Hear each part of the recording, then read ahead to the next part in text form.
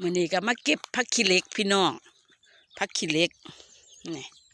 ซอยงานขาวดำเขาเจ้าพี่น้องในหมู่บ้านมีงานขาวดำนะพี่น้องซอยในอยู่ในกินพี่น้องในหัวในหน้าในสวนเฮามีบักเขือเทศมีผักขี้เหล็กจังสิก็เก็บไปนะพี่น้องเนี่ย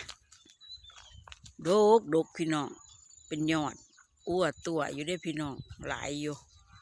หลายต้นอยู่พูนหลักเก็บไปเพิ่นไปแกงยอดงามพี่น้องดกอ้วตัวอยู่มีแต่ยอดผักขี้เหล็กสวยพี่น้องซอยงานเพิ่นซอยงานขาวดำเอาเนี่ยอยู่เนี่ยกินไป